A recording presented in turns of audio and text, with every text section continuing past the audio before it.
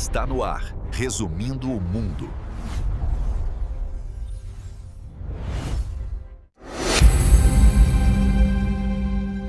A gente precisa voltar para 1990. O Brasil estava empossando o primeiro presidente eleito diretamente pelo povo desde 1960. Era uma figura nova, jovem, dinâmica, com um discurso todo modernizador. O nome dele, Fernando Collor de Mello. Ele chegou ao poder num momento assim de crise profunda, prometendo uma solução drástica para um problema que parecia não ter mais solução. Para a gente entender como tudo isso aconteceu, a gente precisa olhar o ponto de partida. Esse número aí parece até piada, mas era a realidade. Essa foi a inflação oficial do Brasil em 1989, um ano antes do Collor assumir. Era um cenário de hiperinflação, sabe? Completamente fora de controle. Os preços mudavam todo dia, às vezes mais de uma vez por dia, destruindo o poder de compra e qualquer estabilidade no país. E a principal promessa de campanha do Collor era justamente essa: acabar com a hiperinflação. Ele se vendia como o caçador de marajás, o único que teria coragem de tomar as medidas duras, bem duras mesmo, que os governos anteriores, não conseguiram tomar. Mas aí fica a pergunta: como é que um país chega nesse ponto?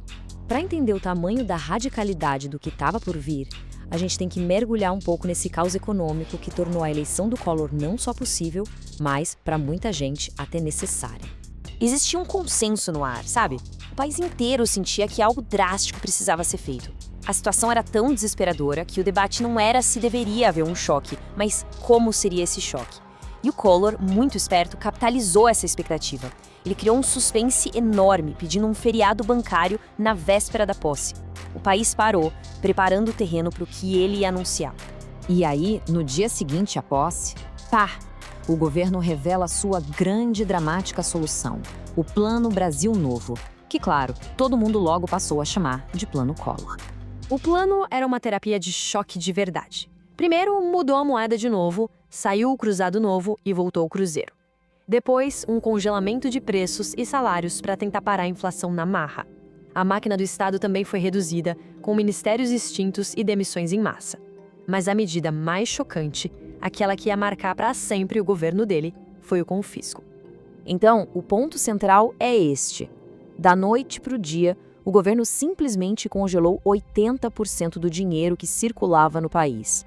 As economias de uma vida inteira, o dinheiro das empresas para pagar as contas, tudo que passava de 50 mil cruzeiros ficou bloqueado. Foi uma medida drástica que, vamos ser sinceros, ignorava completamente o direito de propriedade. O impacto foi imediato e, olha, devastador. Pessoas e empresas perderam acesso ao próprio dinheiro. Veio uma onda de falências, de desespero, uma quebra total de confiança. E mesmo tendo sido aprovado no Congresso, o confisco gerou um trauma nacional. As cicatrizes disso duram até hoje. Mas a agenda do Collor não era só sobre inflação. Ele tinha um projeto maior, de modernização para o Brasil. A ideia era integrar o país ao mundo que, naquela época, estava se globalizando a uma velocidade incrível. Era um plano para, literalmente, abrir as portas do Brasil. Esse slide aqui mostra bem essa mudança de chave. O Collor queria desmontar aquele modelo antigo do Brasil, de economia fechada, super protecionista. O governo dele começou um processo de abertura comercial, baixando tarifas de importação, privatizando estatais, basicamente forçando a indústria nacional a competir. Uma mudança estrutural com efeitos bons e ruins que a gente sente até hoje. Essa frase ficou famosa e resume perfeitamente o que o Collor pensava da indústria nacional. Para ele, ela era ultrapassada e ineficiente por causa de décadas de proteção. Ele usou esse argumento para justificar a abertura de mercados que antes eram fechadíssimos, como o de carros e o de informática, o que mudou para sempre o que a gente consome e a própria cara da indústria no Brasil. E é aqui que a história fica mais complexa, porque, longe da economia, o governo Collor teve uma agenda de modernização bem surpreendente. Ele sediou a Rio-92, que foi um marco ambiental para o mundo todo, demarcou a gigantesca terra Yanomami e sancionou leis fundamentais como a do SUS e o Estatuto da Criança e do Adolescente. Eram avanços super progressistas acontecendo no meio daquele caos econômico todo. Só que todo esse projeto de reformas foi interrompido, de forma abrupta. E a queda do governo não veio por causa das políticas econômicas controversas, não. Veio de um escândalo de corrupção que ia abalar as estruturas da nossa jovem democracia. A bomba estourou numa entrevista para a revista Veja. O próprio irmão do presidente, o Pedro Collor, acusou o tesoureiro de campanha, o PC Farias, de comandar um esquema de corrupção gigantesco. E as denúncias apontavam, sem rodeios, direto para o Palácio do Planalto. Foi o começo de uma tempestade política sem precedentes. A partir da denúncia, as coisas aconteceram numa velocidade impressionante. A indignação popular explodiu nas ruas, com os jovens do movimento dos caras pintadas na frente. Pressionado, o Congresso abriu uma CPI que confirmou tudo.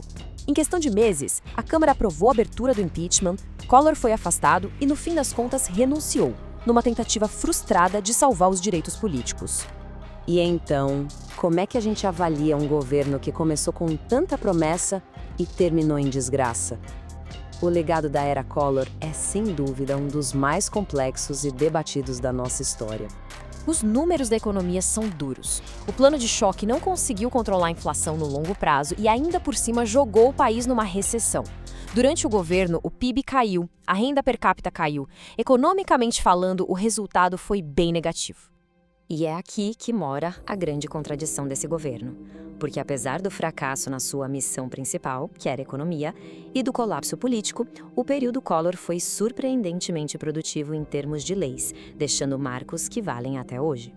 É fascinante olhar para essa lista. Enquanto o Palácio vivia uma crise terminal, o Congresso e a máquina do Estado, talvez movidos por debates de anos, conseguiam aprovar marcos civilizatórios, o Código de Defesa do Consumidor, o ECA, a Lei Rouanet e até a Lei de Improbidade Administrativa, que seria usada para combater a corrupção no futuro, todas foram sancionadas nesse curto mandato. Então fica a pergunta: como a história deve se lembrar de Fernando Collor? Ele foi o reformador que abriu a economia do Brasil, mas que teve um governo que afundou na corrupção? Ou foi um fracasso cuja principal marca foi um plano econômico traumatizante? A verdade, muito provavelmente, está na combinação complexa e bem desconfortável de tudo isso.